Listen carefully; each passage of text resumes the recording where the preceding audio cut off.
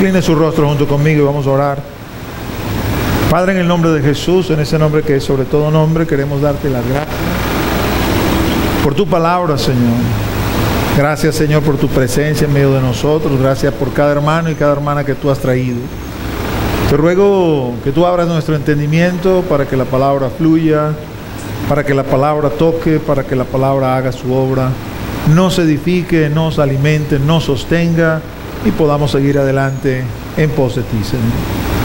Gracias, Jesús, porque eres bueno, Señor, y tu bondad es para siempre.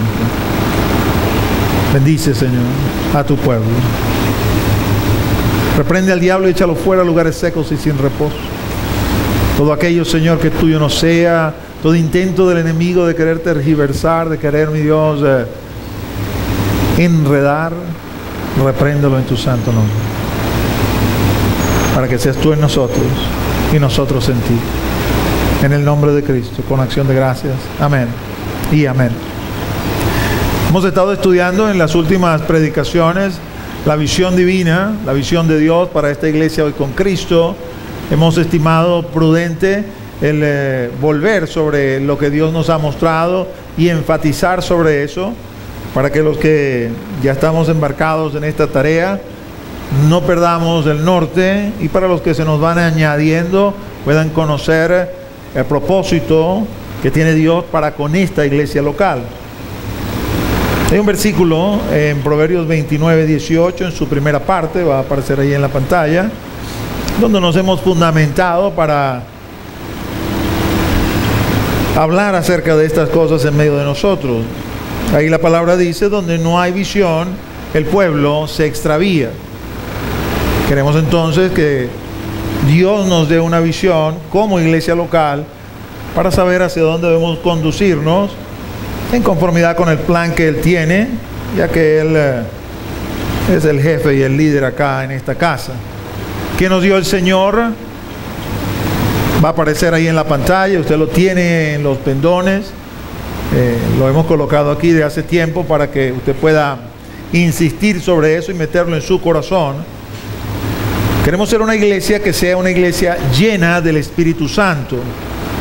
Queremos ser una iglesia donde el poder de Dios sea visible y manifiesto, donde el perdido alcance salvación, donde el enfermo sea sanado, donde el que tenga ataduras sea liberado. Una iglesia de sana doctrina, que sea perseverante en la oración y el ayuno.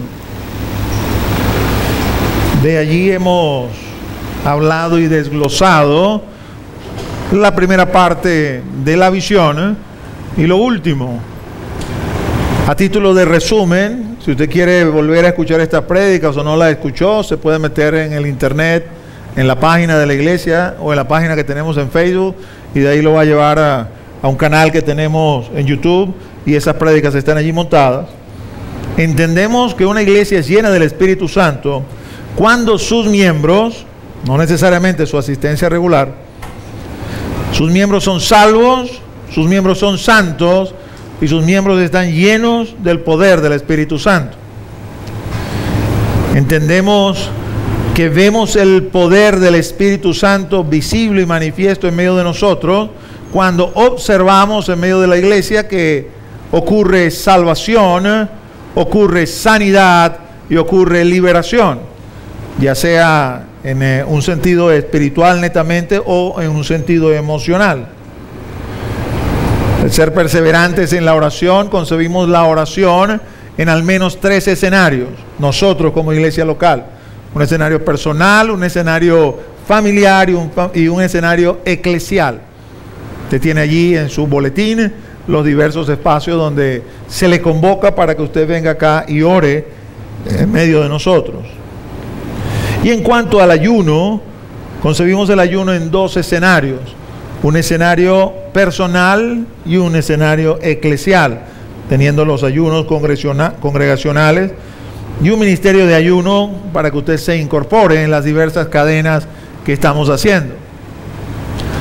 Que hemos venido trabajando desde la prédica anterior, hemos venido trabajando la parte, cámbialo, de sana doctrina. Allí es donde hemos estado desde la última predicación desarrollando. Esta la dejamos para último, es quizás un poquito más larga, porque deseamos enfatizar al menos sobre 10 puntos doctrinales que creemos que son básicos, tomados de lo que dice la Escritura en Efesios capítulo 4 y de lo que dice en Hebreos capítulo 6. En esta pantalla no se aprecia la que está ahí después de imposición de manos, esa fue la que ya vimos, la puede ver en la otra. Arrepentimiento, fe, bautismos, imposición de manos, resurrección, una esperanza que ya la tocamos, fue la que vimos hace 2 semanas, Maranatha, Cristo viene, juicio eterno, un cuerpo que es la iglesia del Señor, un espíritu que es el Espíritu Santo, un Señor que es Jesucristo y un Padre que es Dios Jehová. ¿Qué vamos a tocar el día de hoy? ¿Qué vamos a desarrollar el día de hoy? Vamos a trabajar el aspecto un cuerpo. Vamos a trabajar el aspecto iglesia. Quisiera tomar 2 versículos. Voy a insistir que la aproximación doctrinal que vamos a hacer acerca de este tema, al igual que cualquiera de los otros, va a ser eso, una aproximación. Si usted desea profundizar, pues tenemos clases y estudios donde podemos profundizar en eso, pero a nivel de predicación va a ser solo una aproximación. Primera de Corintios 12, 27. Vosotros pues sois el cuerpo de Cristo y miembros cada uno en particular. Efesios 5, 23. Porque el marido es cabeza de la mujer, así como Cristo es cabeza de la iglesia, la cual es su cuerpo y Él es su Salvador. Voy a tomar estas 2 porciones, estos 2 versículos, para enfatizar y tratar de hacerte entender la importancia de la iglesia.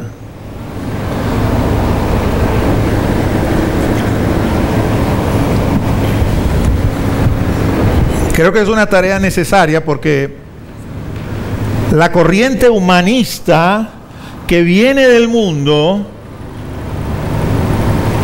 nos lleva a considerar la parte de cada individuo y no que el Señor no trate con nosotros directamente, pero cuando el Señor se relaciona con nosotros lo hace globalmente.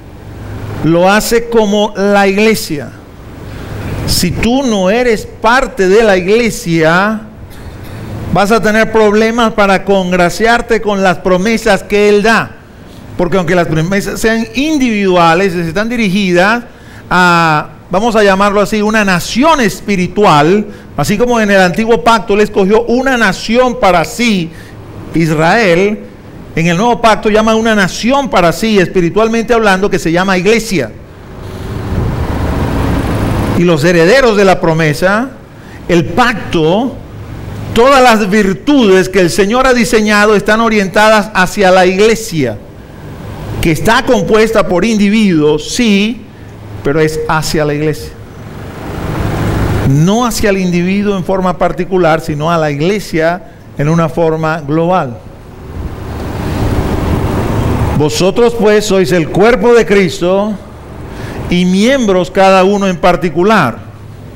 ¿Qué quiere decir? Quiere decir que dentro de ese cuerpo el Señor me ha dado responsabilidades, el Señor me ha dado tareas que me individualizan en medio de ese cuerpo, pero no me hacen ni más ni menos que nadie, sino que el cuerpo somos uno, todos somos iguales. El Espíritu de Dios está en cada uno de nosotros. Él ha impartido salvación a cada uno de nosotros. Su sangre ha sido derramada por cada uno de nosotros. En Él somos uno, un cuerpo. Solícitos en guardar la unidad del Espíritu en el vínculo de la paz. Así comienza Efesios capítulo 4 cuando me va a hablar acerca de estas doctrinas. Un cuerpo. Solícitos en guardar la unidad del Espíritu en el vínculo de la paz referente a un cuerpo, la iglesia, nosotros. Usted y yo somos iglesia si somos cristianos o cristianas. Si usted aquí en Venezuela hace una encuesta, no sería de extrañar que la mayoría de los venezolanos dijeran que son cristianos. Vamos a pedirles, no te pongas ningún apellido, simplemente defínete como cristiano o no, y usted va a conseguir muy probablemente que la mayoría va a decir que es cristiano o cristiana. Nosotros sabemos que usted únicamente es cristiano si usted cumple con los parámetros de la Escritura. Si usted no cumple con los parámetros de la Escritura, estaría mal de mi parte querer adornarle la Escritura y querer suavizársela. Tengo que decirle franca y abiertamente, usted no es cristiano. Porque solamente se es cristiano a la usanza de la palabra de Dios. No se puede ser cristiano a la usanza de cada uno en particular, sino conforme a los parámetros que definió Cristo. Es decir, si usted se ha arrepentido, y vamos a saber si usted se ha arrepentido, si usted se ha convertido, porque el arrepentimiento que viene de arriba, que lo da Dios, va a producir en usted frutos de arrepentimiento que se traducen en una conversión. Y vamos a poder observar que usted ya no es el mismo de antes, usted ha sido cambiado para bien. Si usted cree y refleja el hecho de creer en que actúa en conformidad con lo que ahí está escrito y no conforme a lo que le sube a su intelecto,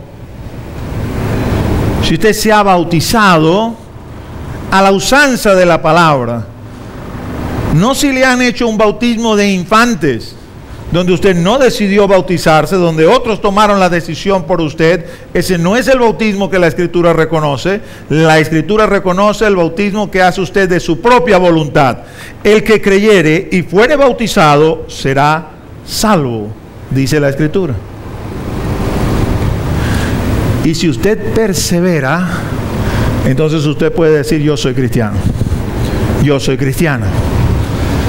En cuanto al perseverar, voy a insistir sobre esto. Hoy, 21 de abril del año 2013, según nuestro calendario, su fe debe ser igual o más grande que la que tuvo al principio. Porque en la Escritura dice, somos participantes de Cristo con tal de que retengamos hasta el fin nuestra confianza del principio. Me he arrepentido, me convertí, creo, me he bautizado, estoy perseverando, soy cristiano, soy cristiana. Y por lo tanto formo parte de la iglesia del Señor. Por lo tanto formo parte del cuerpo de Cristo, del cual Él es la cabeza. Quiere decir, porque vamos a explicar eso allí, entendido que Él es el que manda y nosotros obedecemos. Pero desde la perspectiva bíblica, el ser cabeza significa que usted es el que provee alimento para su casa y usted es el que protege su casa. Eso es lo que significa ser cabeza. El Señor alimenta su rebaño y protege su rebaño. De la misma manera, cada uno de los que asume un liderazgo debe entender, porque el liderazgo no es como el liderazgo del mundo para que le sirvan a ellos. El liderazgo en Cristo es para uno servir a los demás, y servimos alimentando al rebaño, apacentándolo y protegiéndolo. La iglesia es la heredera de las promesas. El Señor no nos viene a buscar como individuos, el Señor viene a buscar la iglesia. Y entonces cuando nos vea, si tú formas parte de la iglesia, tú te vienes. No, tú no formas parte de la iglesia, tú te quedas. Porque es la iglesia la que el Señor viene a buscar, no es a cada uno de nosotros en individual. La iglesia. Un cuerpo. Solícitos en guardar esa unidad. Miro a un lado, miro a otro lado, y si somos cristianos, veo en mi hermano y en mi hermana la gloria del Señor. Veo en mi hermano y en mi hermana la sangre vertida en el Calvario. Uno en Él. Uno en el Señor.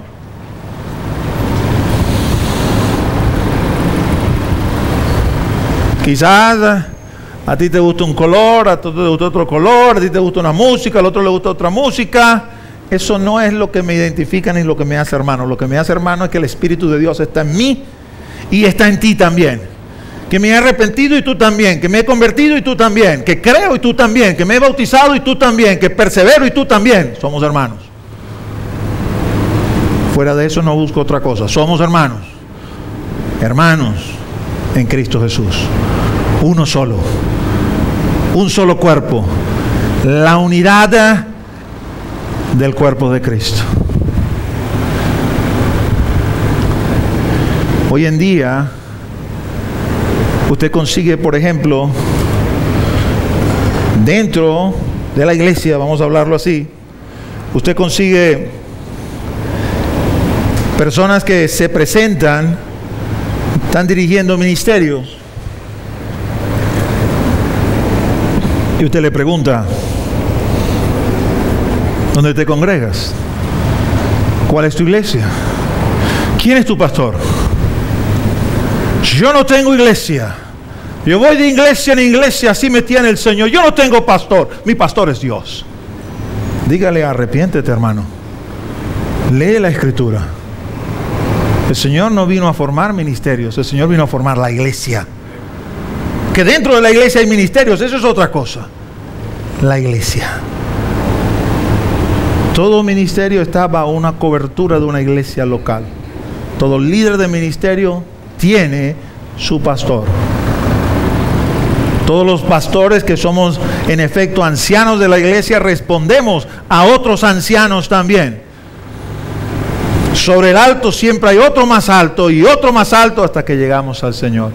Pero entre los hombres no hay ninguno que pueda decir, yo le doy cuenta a Dios nada más. Arrepiéntase. La iglesia somos uno, un cuerpo, unidos, uno. Y eso tenemos que meternos en el corazón.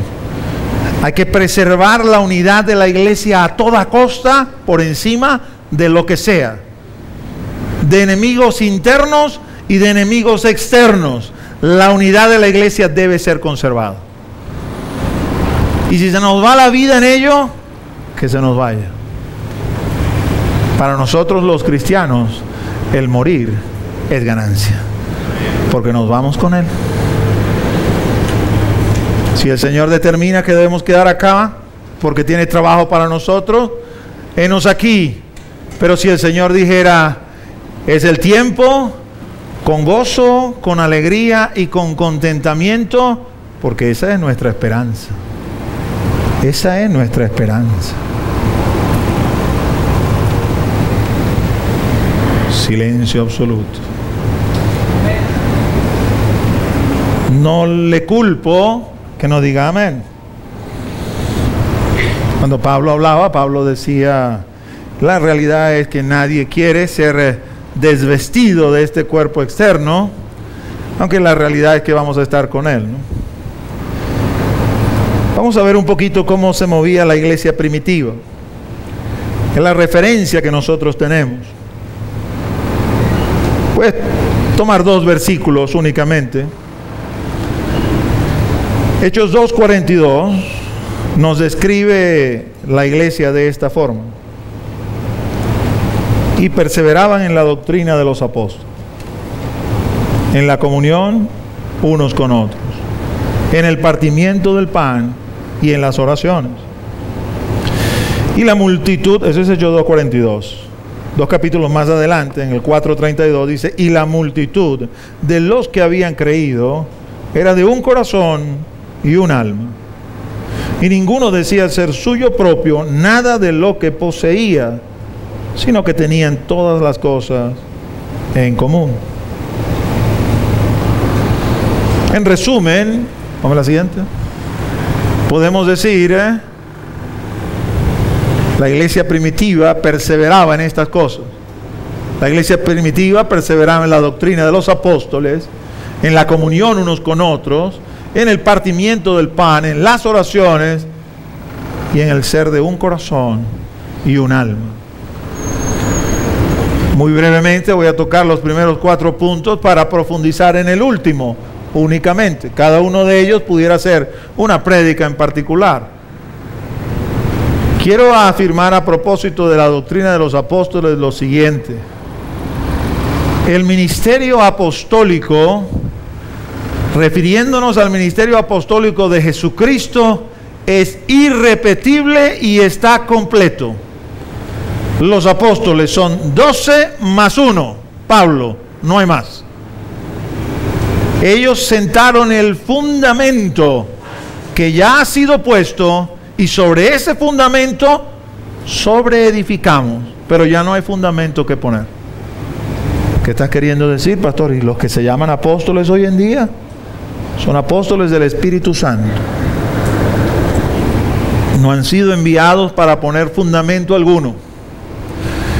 Y dando el beneficio de la duda que en realidad sean apóstoles. Por eso les decía, eso puede ser toda una prédica, porque está claramente escrito cuáles son las pruebas que alguien tiene que dar para que pueda decir con propiedad, yo soy apóstol.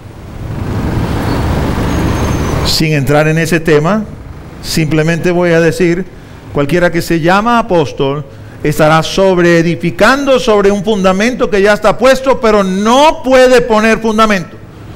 Los fundamentos ya fueron claramente definidos, están escritos y sobre ellos construimos. Guárdate de cualquiera que, llamándose apóstol, hablara, dijera, predicara o enseñara que ha recibido una revelación apostólica que le va a permitir hacer algo novedoso. Eso es fuera del marco escritural y no debemos escuchar esa voz. En cuanto a la comunión los unos con los otros, comunión quiere decir participación de lo común. Y para nosotros la iglesia lo común es Cristo.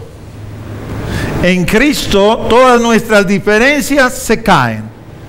En Cristo todas nuestras diferencias son puestas atrás. En Cristo no hacemos acepción de personas. Voy a colocar un ejemplo de la iglesia primitiva. Al principio la iglesia cuando comenzó totalmente en un entorno judaico. Dentro del judaísmo había un gran antagonismo entre dos grupos.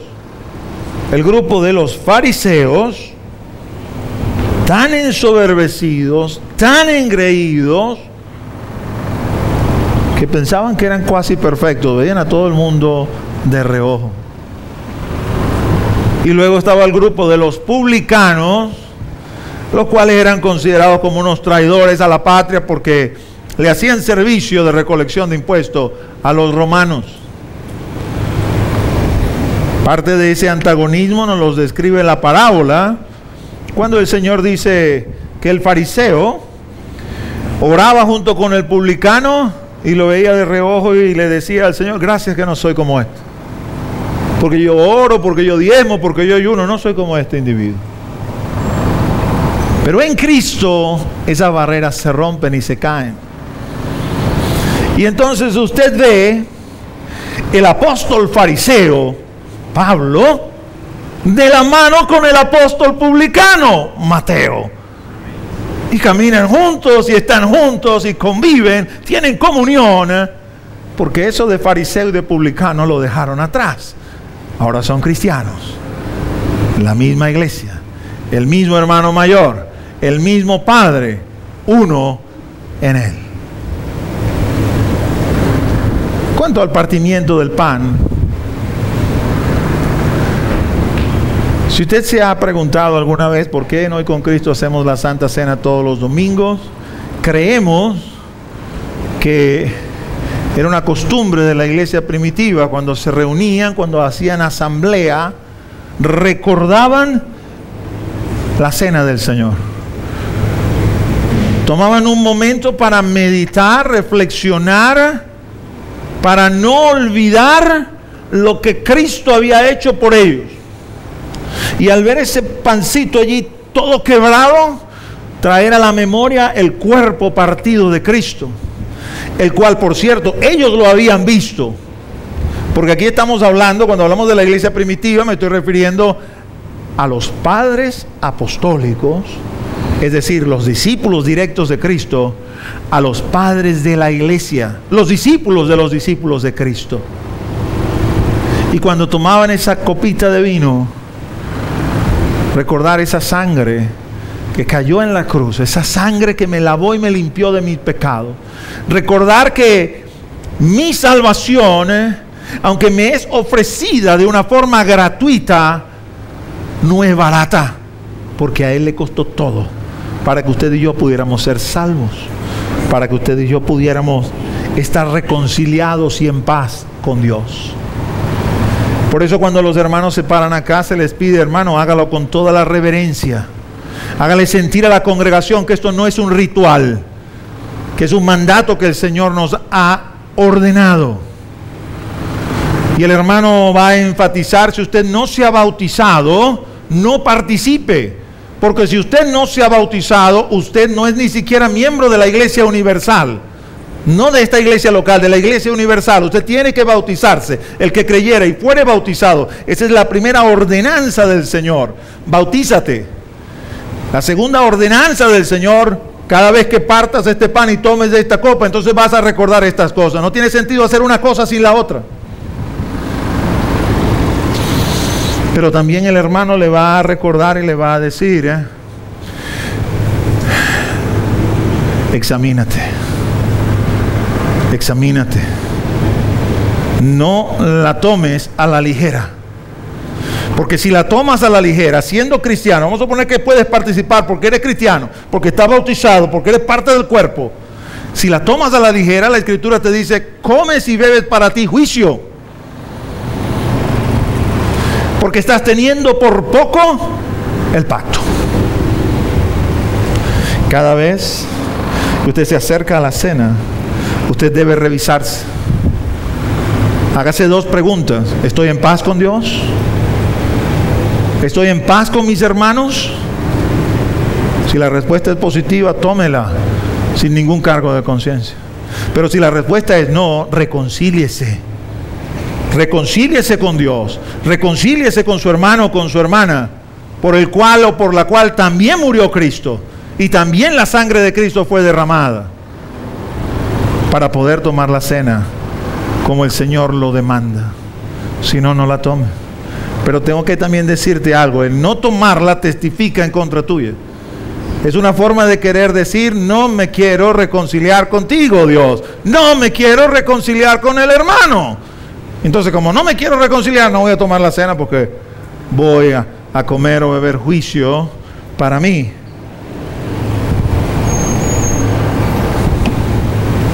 ¿Qué tal si el Señor te llamara ahorita? No, todavía no, Señor. El próximo domingo, porque no tome Santa Cena, porque no me he reconciliado. Ahorita no estoy preparado. No, ahorita no. Porque esa es otra cosa que puede traer el entendimiento de la cena del Señor. Yo me reconcilio todos los domingos. Mientras no llegue el domingo, vivo en esa amargura de espíritu. Uno tiene que reconciliarse todos los días, porque uno no sabe cuándo el Señor lo va a llamar. Cuando yo llego a la cena, uno se hace las preguntas porque ese es el rigor.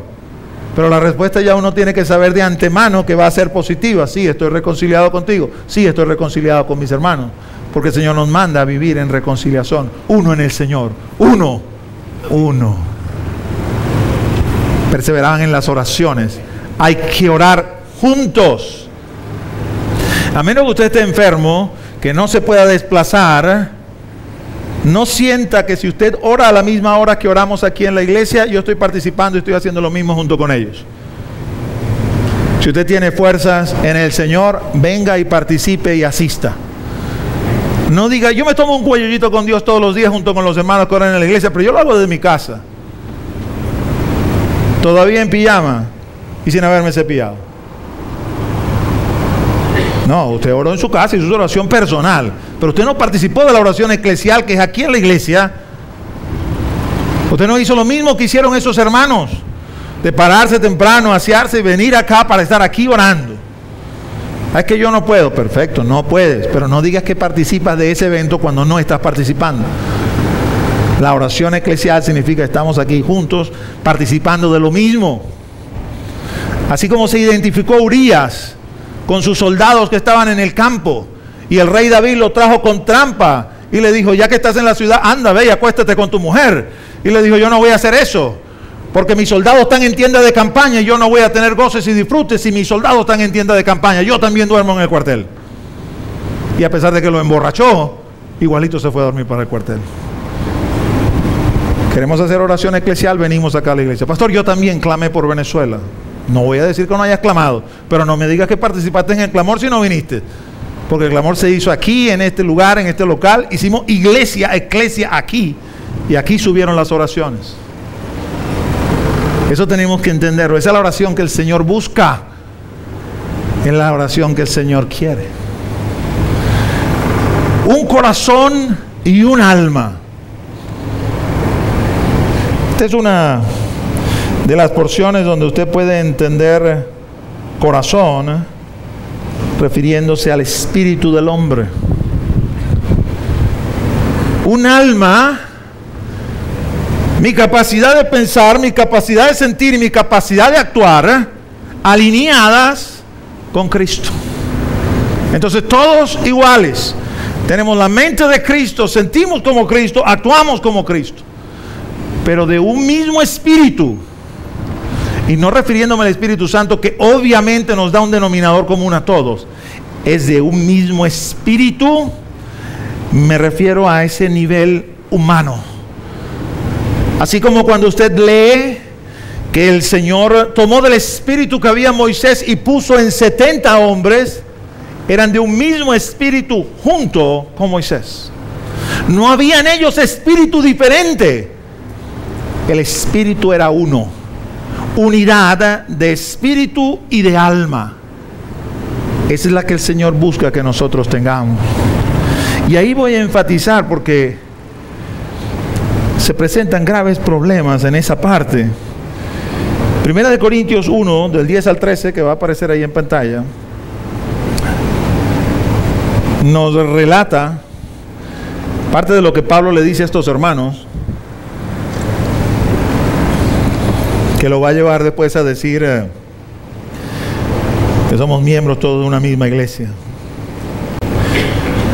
Os ruego pues, hermanos, por el nombre de nuestro Señor Jesucristo, que habléis todos una misma cosa, y que no haya entre vosotros divisiones, sino que estéis perfectamente unidos en una misma mente y en un mismo parecer.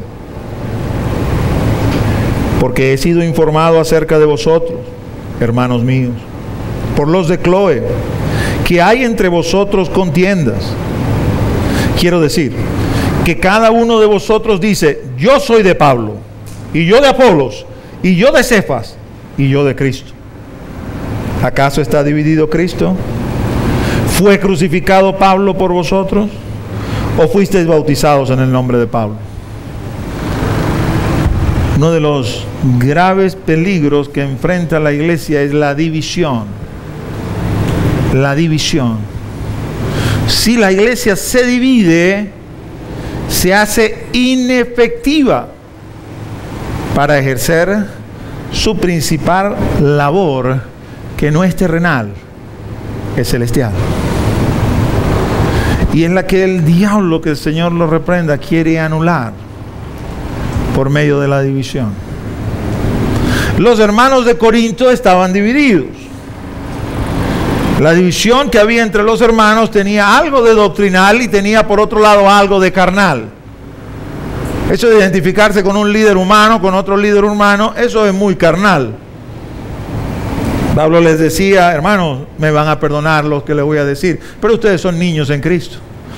Y como niños en Cristo tengo que hablarles, porque hay divisiones entre ustedes, porque hay contiendas.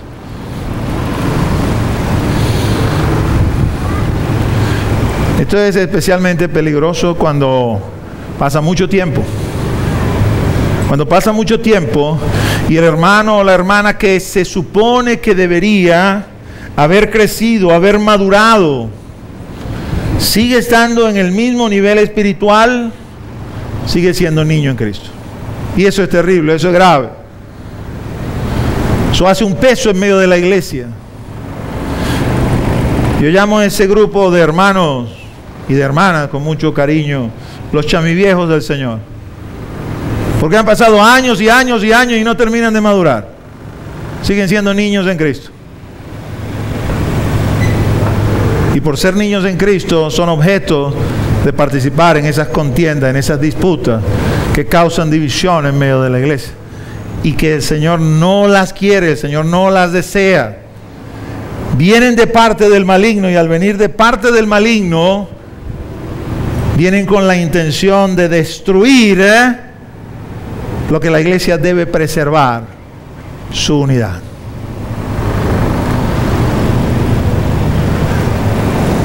Si tú lees la Escritura con detalle, te das cuenta que esa estrategia la aplica desde el principio. Como la iglesia surge en un ambiente totalmente judaico al principio, comenzaron a levantarse algunos hombres en medio de la iglesia. Si usted quiere ser cristiano, primero debe ser judío. Se hace judío y luego se hace cristiano.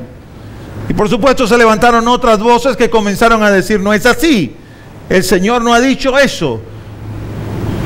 La disputa fue tan grande, tan grande, tan grande, que llevó a enfrentar a Pedro y a Pablo.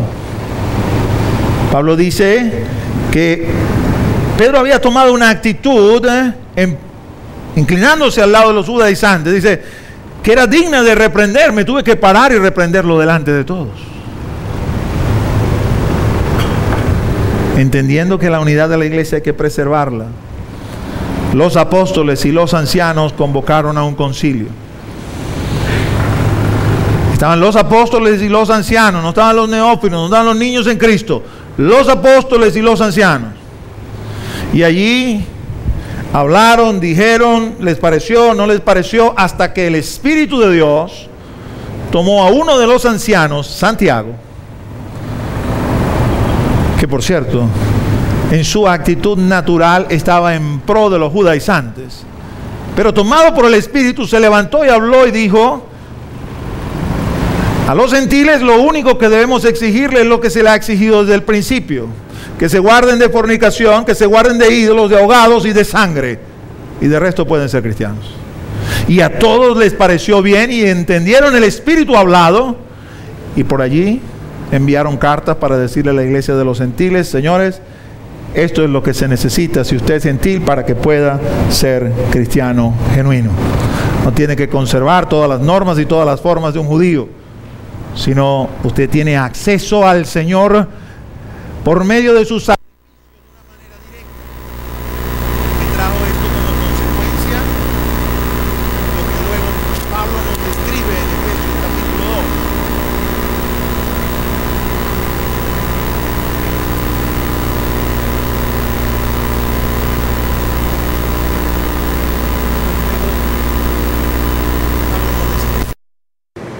En Efesios capítulo 2.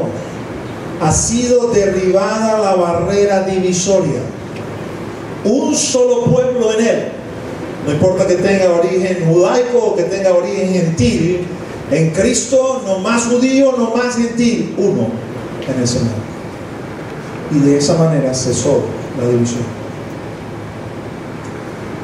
Pero el diablo no iba a dejar. Quítame esta lámpara. Déjame la. No iba a cesar en su empeño.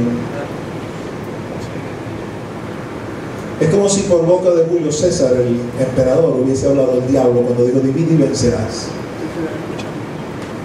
Si lograba dividir a la iglesia, entonces iba a vencer. Y no cesó en su empeño. Vinieron las persecuciones imperiales, crueles, terribles, malas, perversas. 6 millones de tumbas que están ahí en las catacumbas de Roma testifican de lo grave y terrible que fue esa persecución. Cuando ponían presos a los cristianos, les decían: usted tiene 2 alternativas. Alternativa número 1. Venga aquí donde hemos puesto este busto del emperador. Arrodíllese, adore, declárelo como su Dios y nosotros lo dejamos ir. Usted está libre. O si no, usted va a morir a manos de las fieras, a manos de los gladiadores. Como era de esperarse, porque finalmente el miedo es libre. Muchos hermanos y hermanas vinieron y se postraron y adoraron. Y los romanos cumplieron su palabra y los dejaron libres. Pero cuando cesó la persecución, vino el problema. Porque esos hermanos y esas hermanas quisieron regresar a la iglesia. Y entonces se consiguieron en medio de la iglesia, porque era conocido lo que habían hecho. Unos que decían no, porque son cobardes, porque negaron al Señor. Y otros que decían sí, porque el único pecado que no se perdona es la blasfemia contra el Espíritu Santo. Y allí no pudieron llegar a un acuerdo y se dividieron. Cuando la iglesia se divide, el diablo gana ventaja, que el Señor lo reprenda. La mayoría de estas divisiones originales que le estoy contando acontecieron en un territorio que hoy está ocupado por el Islam. La fuerza de la iglesia se perdió en esa zona. Lea la historia de la iglesia y vea el poder de la iglesia en todo el norte de África, en la zona de Medio Oriente, inclusive arriba hasta Turquía, y vea cómo hoy no existe. Se acabó. Parte de la estrategia de Satanás para terminarlo: división. División cuando hay celos y contiendas en medio de nosotros. División doctrinal. División cuando viene de afuera. Porque lo que hizo el Imperio Romano, movido por Satanás, que el Señor lo reprenda, fue traer una división desde afuera. Nosotros, la iglesia, tenemos que estar apercibidos, examinarnos a nosotros mismos para saber si estamos en la fe, si estamos reconciliados, si no hay raíces de amargura dentro de nosotros que estén causando división. Pero también tenemos que estar apercibidos de no permitir divisiones que vienen de afuera.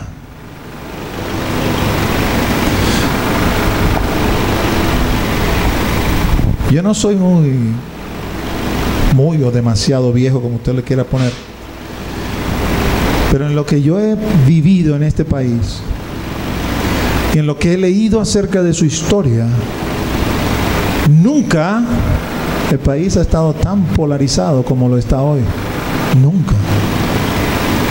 Y eso, déjeme decirle algo, eso es obra de Satanás, que el Señor lo reprenda.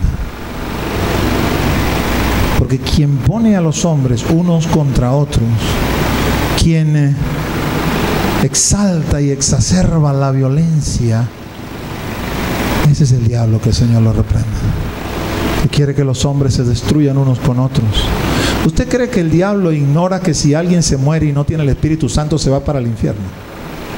Pareciera que somos nosotros, la iglesia, los que ignoramos eso. Nuestra preocupación con eso de afuera es cómo les vamos a predicar el Evangelio. ¿Cómo les vamos a anunciar las buenas nuevas del reino? ¿Cómo les vamos a decir arrepiéntete, ven, vuélvete? Porque usted y yo, miembros de la iglesia, hemos sido puestos de parte de Dios para ser luminares del mundo, sal de la tierra. Esa es nuestra tarea, esa es nuestra función. Para eso tenemos que abrir nuestros labios, para anunciar las buenas nuevas de aquel que nos llamó de las tinieblas a su luz admirable. Usted y yo somos embajadores de Cristo sobre la faz de la tierra. Y tenemos que ver el peligro cuando se acerca. Y cuando vemos el peligro que se acerca, hacemos lo que le corresponde a la iglesia. Nos unimos porque somos uno. Y hacemos barrera, hacemos vallado, hacemos defensa en contra de lo que viene de afuera para querer dividir a la iglesia. Ahora quiero que me entienda bien, ¿no? Porque yo no quiero que usted salga de esta prédica a buscar un palo, una escoba o algo, ponerse allá a la puerta de la iglesia. Voy a defender la iglesia aquí, porque el pastor dijo que hay que defender la iglesia. Nuestras armas son espirituales. Nuestras armas no son carnales. Rodilla en tierra, en la brecha, orando, clamando, ayunando, gimiendo, sabiendo que nuestras armas son poderosas en Dios para derribar fortalezas, para impedir argumentos, para llevar pensamientos cautivos a la obediencia a Cristo. ¿Tú sabes? Si el diablo, que el Señor lo reprenda, logra dividir la iglesia, lo que ya hizo con la sociedad venezolana, la nación se va a pique. La nación no se va a pique porque tenga problemas políticos. La nación no se va a pique porque tenga problemas económicos. La nación no se va a pique porque tenga problemas sociales. La nación se va a pique porque la iglesia se divide. Porque la iglesia se le endurece el corazón por haberse multiplicado la maldad. Porque la iglesia comienza a ver a nivel de mundo y no a nivel del Señor. ¿No lo has leído? Cuando el Señor le dijo a Abraham: si consigo 10 justicos, solo 10, voy a perdonar esa perversa ciudad. No es el incremento de la maldad, es la ausencia de los justos lo que hace que venga lo malo de parte de Dios. Y nosotros somos justos porque Él nos ha justificado, y eso debemos conservarlo. Por eso te decía al principio: mira a tu hermano y mira a tu hermana. Mira a Cristo. Mírale esos ojos y mira a Cristo. Porque la obra de Cristo está siendo hecha en esa vida. Porque la sangre de Cristo ha sido vertida por él o por ella. Vamos a imaginarnos que nosotros somos los fuertes en la fe. El fuerte en la fe sabe que no tiene que enredarse en nada del mundo. El que milita no se enreda en los negocios de la vida para agradar a aquel que lo tomó por soldado. Pero ve a su hermano o a su hermana que todavía es pequeña en el Señor y comienza a enredarse en los negocios de la vida. Te manda Dios a que tienes que reprenderlo. Hazlo con amor, con ternura. No te lo dice Gálatas: si ves a tu hermano caer, repréndele con mucho amor, con mucha ternura, con mucho cariño, considerándote a ti mismo, no sea que tú también caigas. Pero imaginémonos que entendemos: es pequeño, es pequeña en el Señor. Entonces aplica tu crecimiento y tu fortaleza en Cristo. Acéptale. Pablo decía: mucha libertad tengo de comer carne, independientemente que haya algunos inmaduros en la fe que piensan que como esto es sacrificado a los ídolos, no se puede comer. Porque yo sé que por la oración y la acción de gracias todo es santificado.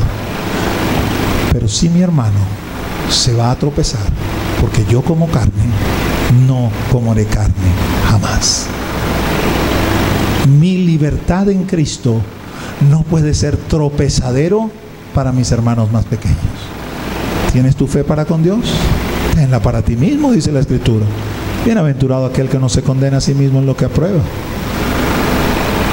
Pero la unidad de la iglesia hay que conservarla. Las cosas que le he hablado, muchos saben, es cierto. Comienzan esas raíces de amargura, esos pleitos, esas contiendas.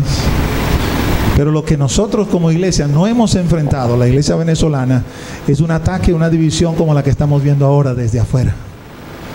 Y entonces la iglesia tiene que hacer barrera, vallado, y darse cuenta: no, Señor, nuestras armas van a seguir apuntadas a Satanás. Ese es nuestro enemigo. No se van a comenzar a apuntar unas con otros, sino al enemigo que ya sabemos, que ya conocemos. Porque la iglesia tiene que preservar la unidad. La iglesia es el garante de la bendición de Dios sobre esta tierra. Y hay dos valores que debemos levantar, valores cristianos. Ahora sí, ponme la lámina. Entonces su Señor, eso es Mateo 18, 34 y 35, enojado, le entregó a los verdugos hasta que pagase todo lo que le debía. Así también mi Padre Celestial hará con vosotros si no perdonáis de todo corazón cada uno a su hermano sus ofensas. En conclusión, Dios puede escuchar toda nuestra cháchara. Es gordo, es feo, me cae mal, cha, cha, cha, cha, cha, cha, cha. Y lo que usted va a escuchar de parte de Dios, tienes toda la razón, pero igual tienes que perdonar. Porque si no perdonas, yo no te perdono. Entonces ahora valora tú.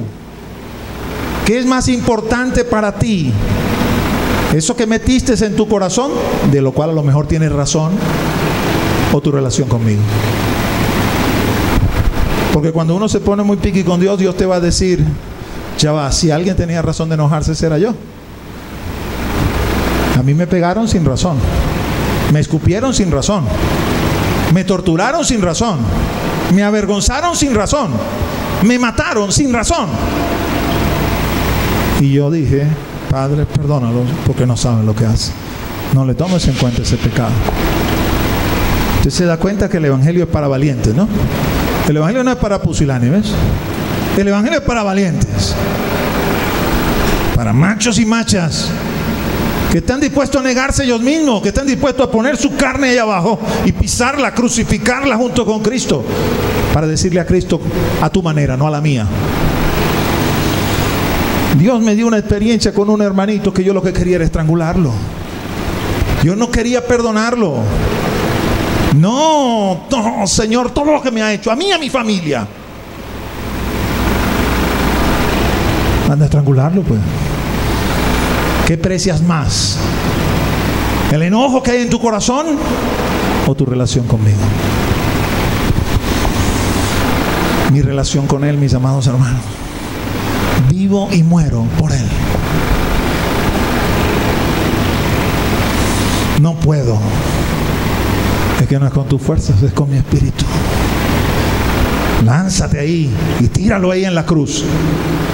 Y varias veces me lancé y lo tiré, y cuando me paraba me lo volví a llevar. Porque había que dejarlo allí hasta que Él lo consumiera. Y después me vino con otra perla, ¿no? Porque me dijo, yo tomé la decisión de perdonar para acá, qué sé yo, me dijo, mira, quizás no lo has ahorcado físicamente, ¿no? Pero ya lo hiciste espiritualmente, y por lo tanto eres homicida.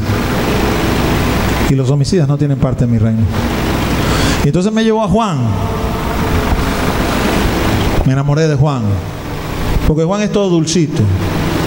Hijitos, amados, queridos. Pero al pan, pan, y al vino, vino. Lo negro, negro, lo blanco, blanco. Y si no lo haces así, mi amorcito está raspado. Y esas 3 epístolas, no le voy a decir que son mis favoritas porque sería contender con Pablo, pero están en mi corazón. Por la claridad de su discurso y la ternura de sus palabras. No voy a negociar lo que no tengo que negociar. Y cuando leí esa primera de Juan, en el capítulo 3, que me decía, lo aborreces en tu corazón, eres homicida. Y si eres homicida, no tienes parte conmigo. También eso hay que sacarlo del corazón. El segundo valor, Juan 13, 34 y 35. Un mandamiento nuevo os doy, que os améis unos a otros, como yo os he amado. Que también os améis unos a otros. En esto conocerán todos que sois mis discípulos, si tuviereis amor los unos con los otros. Para que la iglesia preserve su unidad, debe perdonar. El hermano que me ofende, el hermano que me hiere, el hermano que sostiene una posición diferente a la mía, pero en algo que es totalmente secundario, que no importa, que no incide para nada en la salvación. Y amar. Pero no amar conforme a mi medida, amar conforme a la medida de Cristo.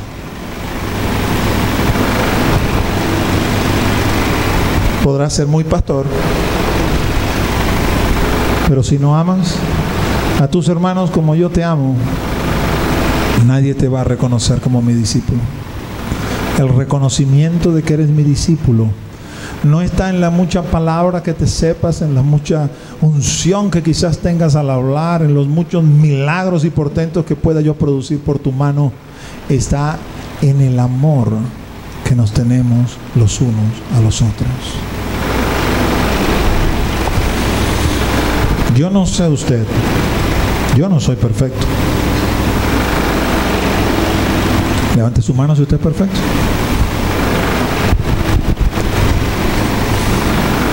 Pero todas las mañanas cuando me despierto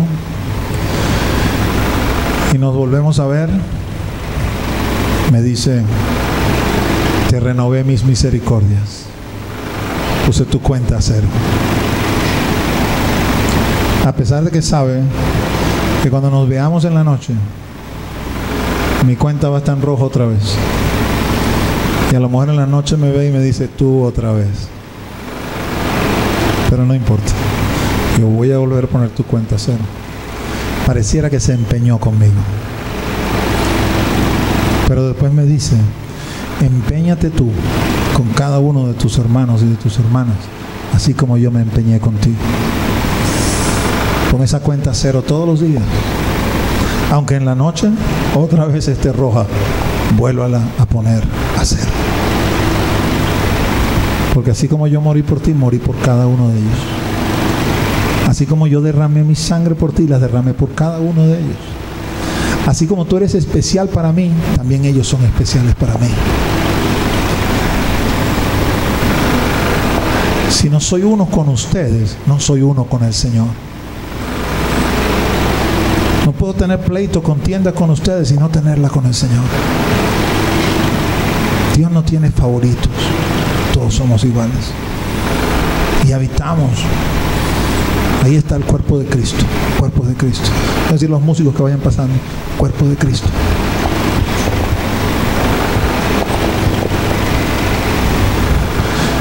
Iglesia del Señor, hoy es el tiempo en que tenemos que cerrar filas y unirnos contra nuestros enemigos internos que nacen en nosotros, contra nuestros enemigos externos que los mueve el príncipe de la potestad del aire. Pero tenemos que preservar la unidad por encima de todo, porque allí está el secreto de la bendición de Dios. Ve a su pueblo, se complace y lo bendice. Nosotros somos su pueblo. Nosotros somos su casa. Mira a los ojos a tu hermano y a tu hermana y dile: yo te amo en el amor del Señor, porque yo veo en tu rostro la gloria de mi Dios. Dale un abrazo y dile: hermano, te amo. Yo te amo en el amor de Cristo. Yo veo en ti la gloria de mi Cristo. Tú eres mío, yo soy tuyo. Yo te amo, tú me amas en el amor de Cristo, porque somos uno en Él. Uno en Él. Y nada ni nadie nos va a separar.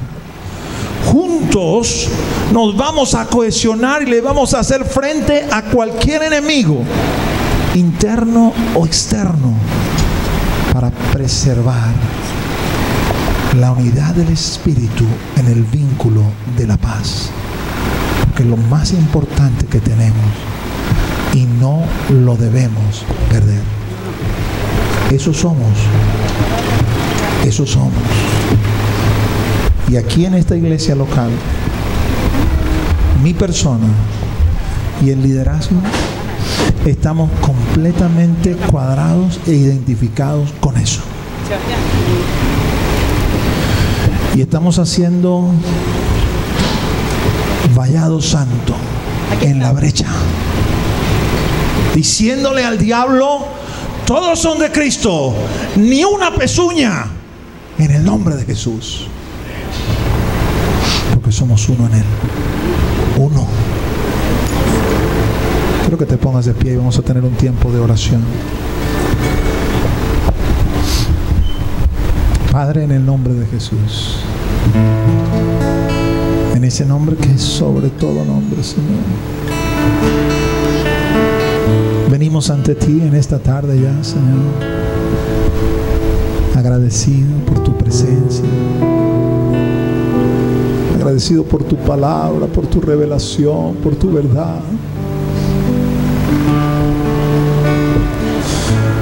Cuánto sufre mi corazón, Señor. No permitas, Señor, que pugnas, pleitos, contiendas, ni de adentro y mucho menos de afuera, Señor, dividan tu casa, Señor. Somos tu casa, Señor. Somos tu iglesia, somos tu pueblo, Señor. Somos uno en ti. Uno en ti, mi Maestro, uno en ti, Espíritu de Dios, uno en ti. Ven sobre cada uno de nosotros y revélate a nuestras vidas. Háblanos, susúrranos. Si es necesario, Señor, penetra en nosotros con esa espada de doble filo que es tu palabra, como martillo que quebranta, Señor. Separa espíritu y alma, Señor. Discierne las intenciones, Señor. Y allí, cuando estés en lo profundo, donde solamente llegas tú, Señor, derrama de tu bálsamo, derrama de tu consuelo, Señor, que apacigüe. Espíritu de Dios, somos uno en ti, uno en ti. Esta es tu casa, Señor. Este es tu pueblo, Señor. Estos son tus hijos, Señor. Y quizás, Señor, yo no pueda hablar por toda la iglesia venezolana, pero sí puedo hablar por esta donde tú me has colocado, donde tú me has puesto, Señor. Y yo me pongo en la brecha, Señor. Así como Moisés se puso en la brecha por el pueblo de Israel, yo me pongo en la brecha, Señor. Todos tuyos, Señor. Todos tuyos, Señor. Tus hijos, Señor. Tus llamados, tus escogidos, todos tuyos, Señor. Santo, santo, santo. Santo eres tú, Señor. Que podamos amarnos, Señor. Que podamos perdonarnos como tú nos has perdonado y como tú nos has amado, Señor. Que con corazón genuino, sincero, abierto, podamos vernos al rostro, Señor, y abrazarnos y declararnos mutuamente el amor que nos tenemos en ti, Señor. Porque reconocemos y vemos en el rostro de cada uno de nosotros tu gloria, tu muerte, tu sacrificio, tu resurrección, tu señorío, tu triunfo en cada uno de nosotros. Vamos a tomarnos un momento para adorar al Señor. Adore al Señor en espíritu y en verdad.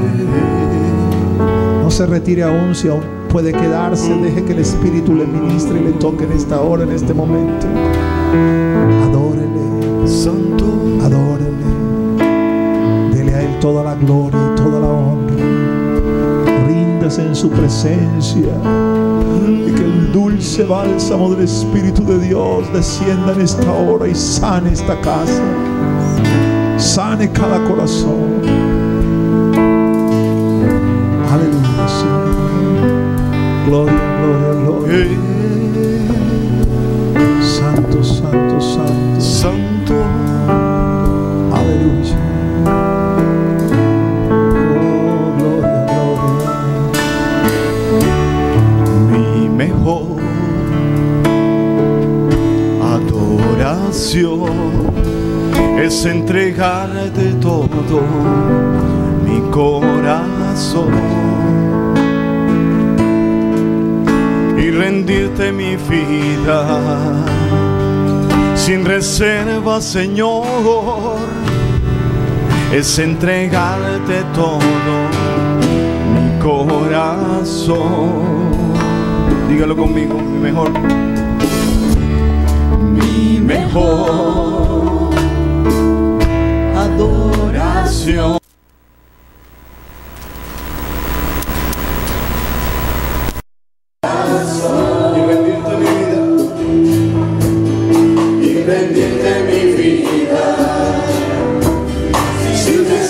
Señor,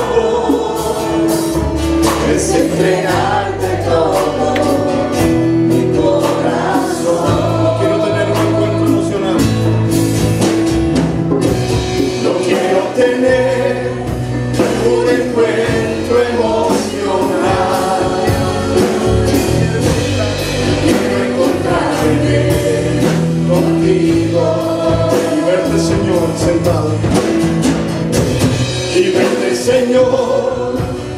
sentado en majestad. Mi corazón, toma mi corazón, quiero cambiar.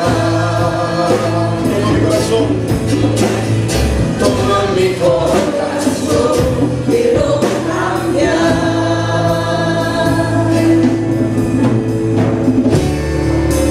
Mejor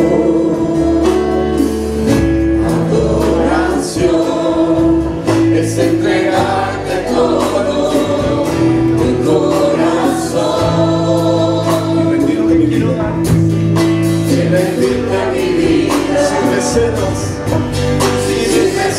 Señor. Es entregarte todo mi corazón. No quiero tener un encuentro emocional. Quiero encontrarme contigo, Señor. Y verte, Señor, sentado en majestad. Toma mi corazón, quiero cambiar. Toma mi corazón, quiero cambiar. Levanta tus manos al cielo y adora al Señor. Adora al Señor, el Señor está aquí. Su Espíritu Santo está aquí en esta hora. Ríndete al Señor.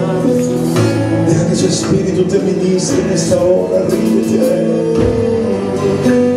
Hoy es tiempo, hoy es tiempo, hoy es tiempo. Ríndete al Señor. No importa que no te sepas la canción, adórale con tus propias palabras. Él es capaz de escuchar, Él es capaz de saber lo que estás diciendo. Él escucha tu corazón, Él te está buscando. No dejes pasar el tiempo de la bendición que es aquí y ahora. Hoy es el tiempo de la bendición, hoy aquí, ahora es el tiempo. Ven delante de mi Señor, delante de Él, y ríndete. Recibe de parte del Señor. Recibe porción para ti esta hora. El amor de Dios es derramado sobre ti. Aleluya. Quiero tener un encuentro emocional. Quiero encontrarme contigo. Y verte, Señor, sentado en majestad. Toma mi corazón, toma mi corazón, quiero cambiar. Toma mi corazón, quiero cambiar.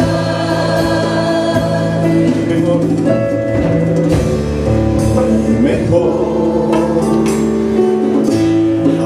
adoración es entregarte todo mi corazón y rendirte mi vida, y rendirte mi vida sin reservas, Señor. Es entregarte todo mi corazón. Oh, sí, Señor. No quiero tener un encuentro emocional. Quiero encontrarme el deseo de nuestro corazón y verte, Señor, sentado en majestad. Toma mi corazón, quiero cambiar.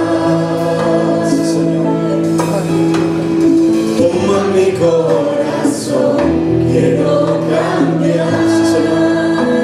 Desechamos todo lo que perturba nuestra santidad, todo pecado, Señor. Nos despojamos de él.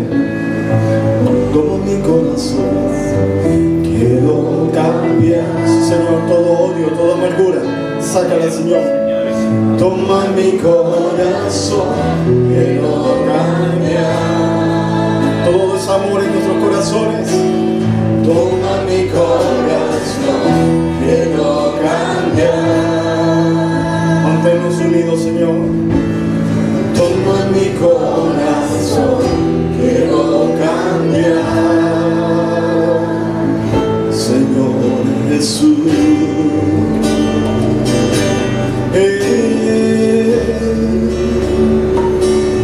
Si se siente agradecido al Señor, denle gracias por ese mensaje que ha calado en nuestros corazones. Dile, Señor, toma mi corazón, quiero cambiar.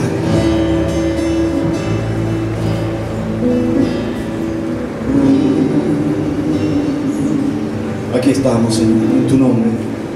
Te pedimos que nos lleves con tu bendición y con tu paz.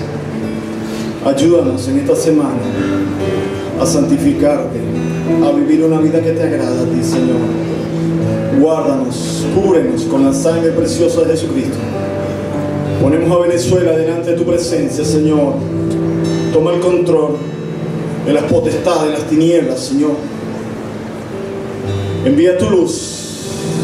Cúbrenos con tu sangre preciosa, Señor. En Cristo Jesús. Amén. Dios le bendiga. Estamos despedidos.